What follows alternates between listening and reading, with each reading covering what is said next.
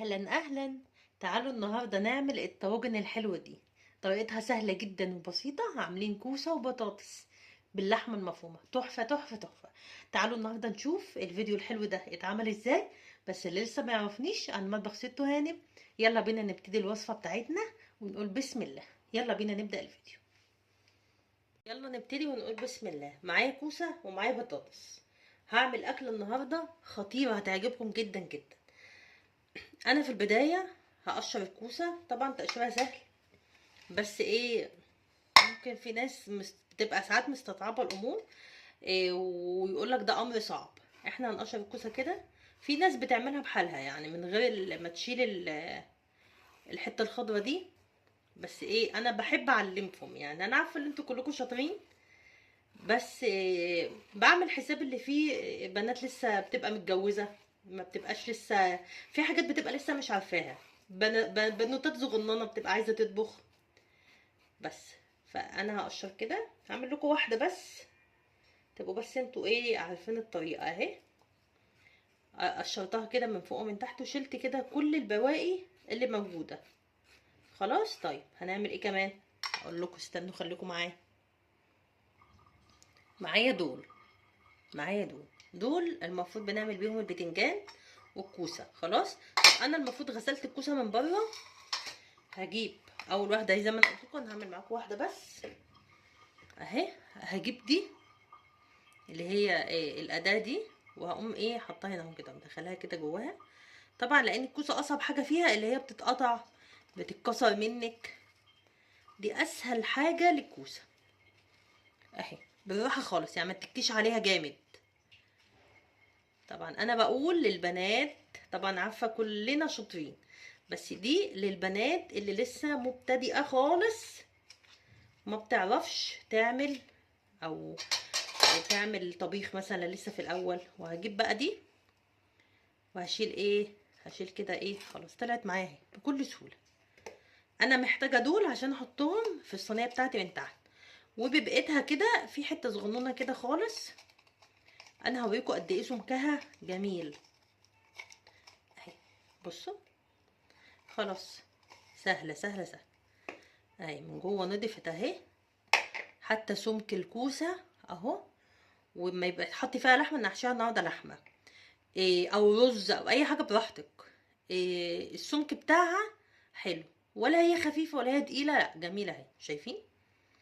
سهله سهله سهله. خلاص، دي بالنسبه للكوسه. طيب البطاطس، تعالوا نعمل. هنقشر البطاطس ونبتدي بقى ايه، اوريكم ازاي احنا برضو بنطلع اللي جواه كله وبنجهزه للحشو. يلا بينا.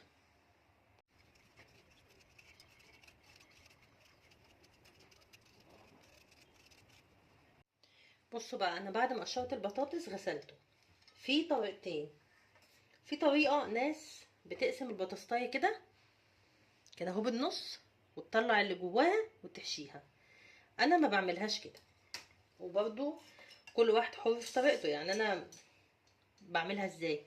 بجيب برضو دي، انا بحب البطاطسايه تبقى زي ما هي كده وجواها اللحمه. فبجيب برضو دي زي سمك. بصوا الكوسه حلوه قوي قوي قوي. نفس الطريقه دي بجيبها كده، واقوم مدخله دي كده هنا بالراحه. برضو هي بس ايه، يعني البطاطس شويه غير الكوسه اهو اهو كده. وبرضو بالسمك اللي انتي عايزاه. انا بحبها اللي هي ايه، يبقى فيها بطاطس كده جوه اللحمه، يعني اللحمه وحواليها البطاطس، بتبقى حلوه وخطيره كده. وهجيب برضو دي عشان اسحب دي بالشكل ده. ممكن اعملها شويه كده اهي من الجنب اهي. بصوا، تعالوا نظبط شكلها شويه ونشيل الحته دي. بصوا، جميله جميله جدا. بصوا من جوه هي مظبوطه خالص. في مكان اللي انت تقدري تحطي اللحمه والبطاطس حواليها جميل، يعني بتاكلي بطاطس مع اللحمه. بصوا عامله ازاي. في بقى ناس تانية بيقسموها كده من النص وبرضو يحفروها من هنا ومن هنا، يشيلوا اللي جواها وايه، وبرضو تتاكل عادي. بس انا بحبها كده ليه بقى؟ عشان وانا بحطها في الصينيه كده اهو، ما احتاجش ان انا اعملها كده، لا احطها كده ما يقعش حاجه من جواها. برضو ممكن اعمل واحده تانية لان هو البطاطس صعب. خدوا بالكم انا بحس البطاطس اصعب من الكوسه، يعني في الطريقه دي اهي، هي دي اللي بتظبط لك كل حاجه. اهي واحده كمان اهي كمان عشان ما نزعلش حد. اهي وهسحقها. انا بالنسبه لي الحجم اللي جوه ده تمام اهو.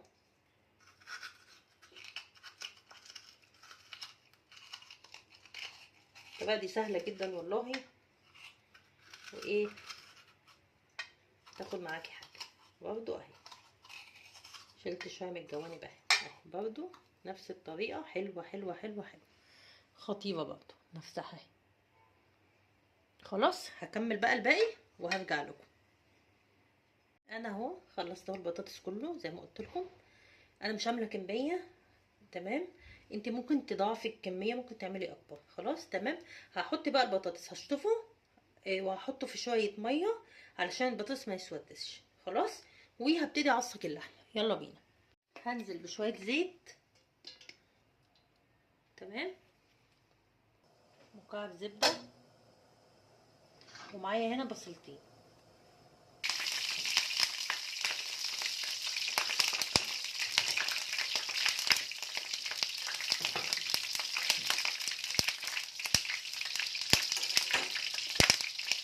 نزلت بالبصل اهو، هديله ايه تقلبتين تلاتة كده بس لونه إيه يغمق سنه، يعني يبقى ذهبي، مش ذهبي قوي، يعني داخل في الذهبي. وهنزل بعد كده باللحم. خلاص كده هننزل بقى باللحم.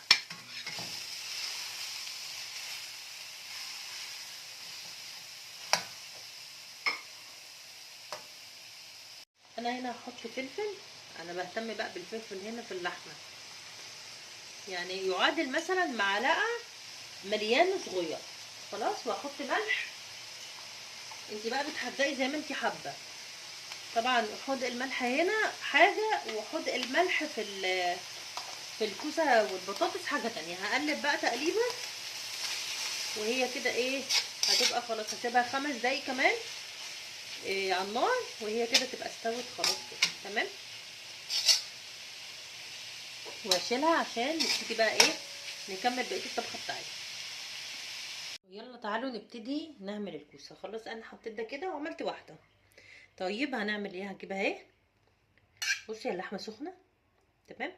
انا بقى هعمل ايه؟ هنزل دي تحت، تبقى تحت خالص كده، يعني احط حبه حبه واشوفها وهي بتنزل كده، عشان انا لسه هتك عليها، عشان تبقى كلها فيها اللحمه وتبقى فيها لحمه حلوه، تمام. يعني اهم حاجه ان هي تبقى فيها لحمه ولحمه حلوه وكتير. خلاص اهو كده ممكن نعمل كده، عشان بصوا الحركه دي مجرد ما انا عملت كده هي تكتها لجوه عشان ما تتفتحش قوي برضو مني كده. هكمل بقى لحد ايه، هقول لكم دلوقتي المقدار المظبوط. بصوا انا حطيتها، انا عندي لحمه ما شاء الله كتير، فانا عادي يعني بزودها بظبطها يعني كده، عشان ايه ما يبقاش فيها حته فاضيه كده اهو. اهو بصوا عادي بقى، حتى انت ممكن تحطي كده مش هتطلع اهي، شايفين اهي كده اهو. حطها برده كده ونعمل واحده كمان، يلا بينا اهو. حبه نونو نونو كده. طبعا انا عملت الكوسه الاول ليه؟ عشان في خطوه مهمه جدا جدا في البصل البطاطس قصدي، لازم تتعمل، لازم دي خطوه مهمه اهو كده. وايه عشان ااكد كله نزل اهو، تمام. طبعا انتوا تبقوا غاسلين ايديكم ولو هتطبخوا اكل لحد بره طبعا نلبس جوانتي في ايدينا او كده، عشان كده يعني، عشان تبقي، انا هنا عشان بعمل في البيت عادي يعني، محدش بقى يقول لي اصل انت مش لابسه بتاع، لا. اهو كده تمام. بصوا كل ما تتكي هتلاقي هي اللحمه عايزه تنزل اكتر. اهو بصوا اللحمه ما شاء الله مظبوطه يعني. اهو خلاص اهي، حطها ونكمل بقى الباقي. خلاص الكوسه اهي تمام. هعمل بقى يلا البطاطس، بصوا جمالها. لسه يلا نعمل بطاطس. الخطوه الزياده بين الكوسه والبطاطس حبه التوم دول. البطاطس بيحب التوم، فهقلب التوم. طبعا التوم بيدي للحمه نكهه وطعم خرافي، بس دي ما تنفعش مع الكوسه، يعني الكوسه ما ينفعش تحط لها توم. هقلبها بقى ونرجع نكمل مع بعض. انا هنا جبت طاجن تاني اهو، وهحط فيه طبعا اللي طلع من البطاطس كده اهو تمام. وبرده هرجع احشي عادي جدا. البطاطس سهل جدا عن الكوسه. عايزه افتح دي كده شويه علشان كله ايه اخد يبقى في الارضيه كده زي ما احنا عملنا في ايه في الكوسه. برضه هاخد واحده نفس الطريقه، هركن ده كده على جنب، هزق كده. وهجيب طبعا اللحمه اللي انا قلت لكم هي مختلفه بس حاجه بسيطه، اللي انا حطيت هنا توم اهو. طبعا بتبقى محشيه حلو يعني، هي ايه البطاطس بياخد لحمه اكتر المفروض من الكوسه. على فكره انا عامله نص كيلو من اللحمه المفرومه على الحبه دول اهو. برضه هحط كده هشوفها وصلت للاخر ولا لا، وهرجع للاخر خالص اهي. ما تخافيش اللي انت تكبسيها ولا حاجه، بتطلع خرافيه. اعمل بقى معاكم واحده كمان اهو. انا بحب اللحمه جواها مكبوسه يعني ايه، ما يبقاش فيها نفس خالص، عشان كده بقعد اكد اهو كده اهو. اكله إيه حلوه جدا لو عندك عزومه لو اي حاجه. بصوا اهي، احط بقى البطاطسايه تاني كده وهكمل وهرجع لكم. جبت شفشق الخلاط، حطيت فيه شويه طماطم على قد اكلتي، وهحط فيه كام معلقه صلصه، يعني حدود 3 معالق كده ولا حاجه. ليه بقى؟ عشان يبقى الحاجه لونها حلو جدا. بس كده. عايزه تستغني عن خطوه الطماطم، صلصه بس حلو. عايزه تعملي ده مع ده زي ما انا عملت براحتك، مفيش اي مشكله. هنزل بقى عليها برضو حبه ملح وحبه فلفل، وهعصر كل الكلام دول مع بعض في الخلاط ونحطه بقى على الاكل يعني. يلا بينا. وبما ان اللي في ناس اشرار عايشين معانا هيرموا دول، هيرموا الخلطه اللي تحت دي، فانا هقول لكم نجيب شويه لحمه كده عشان هما اشرار وممكن يرموها، ده بجد. وطبعا ما ينفعش دي برضو تترمي. حبه لحمه كده نص الخلطه، وهحط كده عشان هما هيرموها، انا بقول لكم اهو، فما يترماش. طبعا هتطعمها زياده وما يترماش اي حاجه منها هتتاكل. خلاص اهي. طبعا هطعم الاكل زياده زياده زياده تمام. وهعمل الخطوه دي برضو في الكوسه الحلوه دي اهي، نفس الطريقه ما تقعيش اهو. بصوا بقى،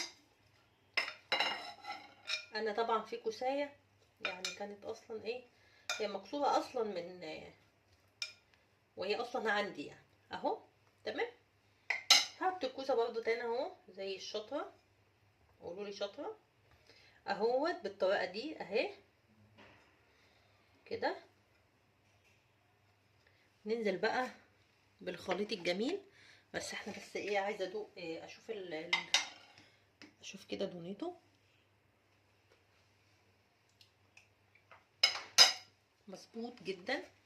ننزل بقى كده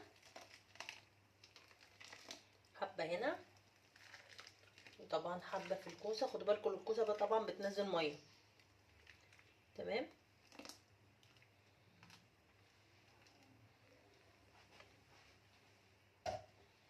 مش قادره اقول لكم على حلاوتها بعد ما تخلص. بصوا انا هحطها شويه على البوتاجاز تنشف بقى خالص، وبعدين هنزلها في الفرن. ليه انا طبختها في الطاجن؟ انا بحب الاكل في الطاجن يا جماعه. تمام. عندك صينيه حطيها في صينيه اهي، بس كده. ممكن تديها غلوتين 3 4 5 كده، وقومي حاطها فويل ونزليها في الفرن.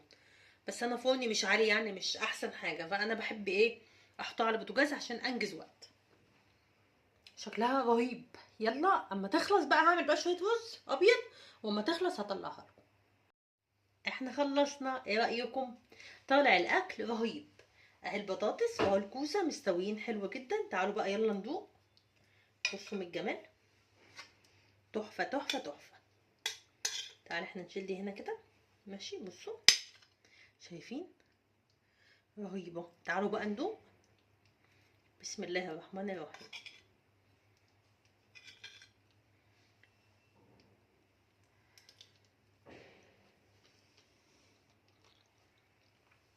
تحفه يا جماعه. تعالوا بقى نشوف البطاطس طالع عامل ازاي. زي ما انا قلت لكم انا بحبه كده مستوي على الاخر اهو. بصوا اللحمه جواها عامله ازاي، خطير. بصوا مستوي على الاخر حاجه كده، عايزه اقول لكم رهيب. بسم الله الرحمن الرحيم. لازم تجربوا الوصفه الحلوه دي. ولو عجبكم الفيديو وعجبتكم الطريقه، لايك وشير وسبسكرايب عشان يوصل لكم كل جديد مع مطبخ ست هاني. مع السلامه. عجبتكم الوصفه وعجبتكم الطريقه، لايك وشير وسبسكرايب عشان يوصل لكم كل جديد مع مطبخ ست هاني. مع السلامه.